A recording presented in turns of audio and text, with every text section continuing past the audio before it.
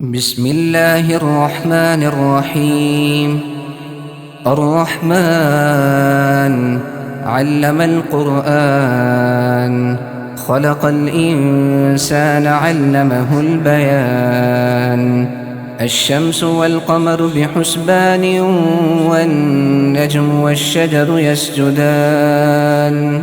والسماء رفعها ووضع الميزان، ألا تطغوا في الميزان، وأقيموا الوزن بالقسط ولا تخسروا الميزان.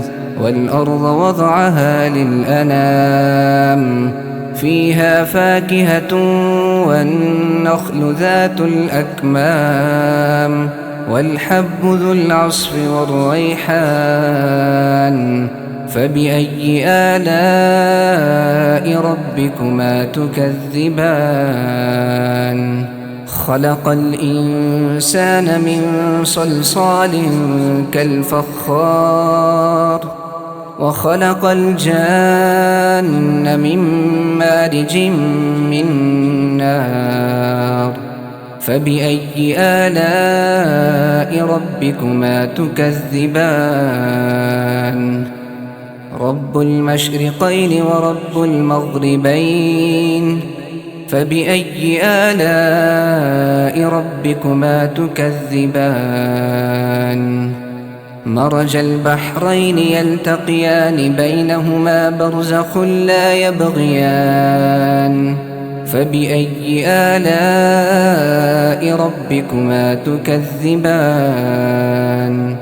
يخرج منهما اللؤلؤ والمرجان، فبأي آلاء ربكما تكذبان؟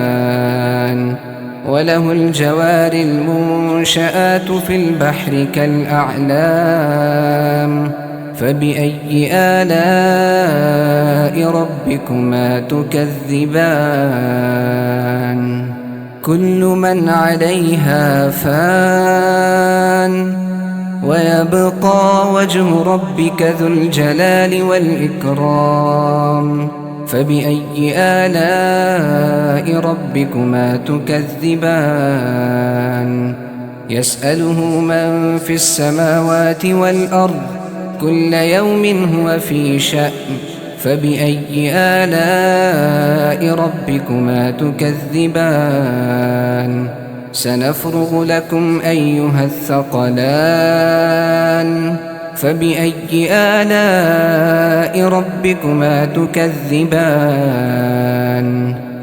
يا معشر الجن والإنس إن استطعتم أن تنفذوا من أقطار السماوات والأرض فانفذوا، لا تنفذون إلا بسلطان.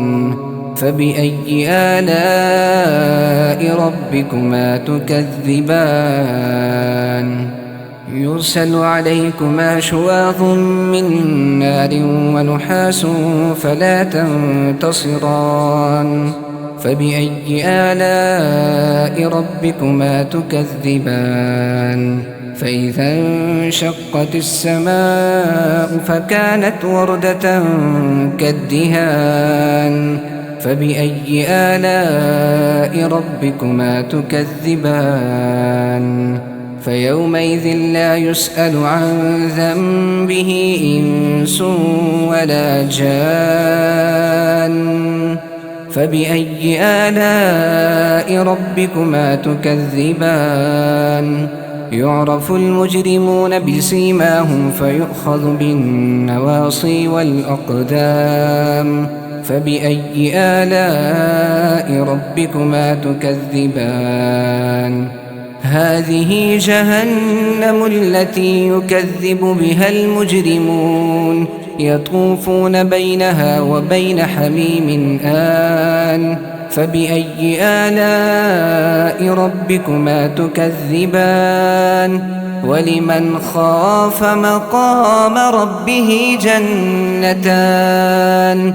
فبأي آلاء ربكما تكذبان؟ ذواتا أفنان.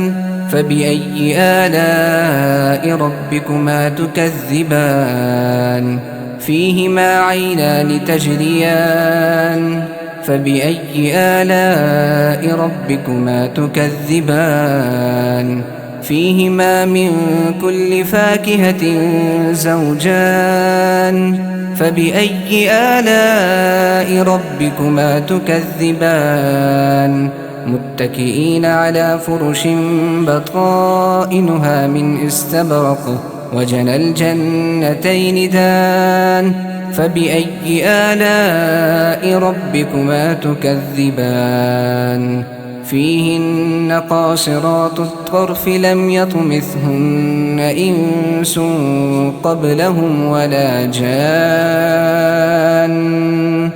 فبأي آلاء ربكما تكذبان كأنهن الياقوت والمرجان فبأي آلاء ربكما تكذبان هل جزاء الإحسان إلا الإحسان فبأي آلاء ربكما تكذبان ومن دونهما جنتان فبأي آلاء ربكما تكذبان مدهامتان فبأي آلاء ربكما تكذبان فيهما عينان نضاختان فبأي آلاء ربكما تكذبان فيهما فاكهة ونخل ورمان فبأي آلاء ربكما تكذبان فيهن خيرات حسان فبأي آلاء ربكما تكذبان حور مقصورات في الخيام فبأي آلاء ربكما تكذبان لم يطمثهن إنس قبلهم ولا جان فبأي آلاء ربكما تكذبان متكئين على رفرف خضر وعبقري حسان فبأي آلاء ربكما تكذبان تبارك اسم ربك ذي الجلال والإكرام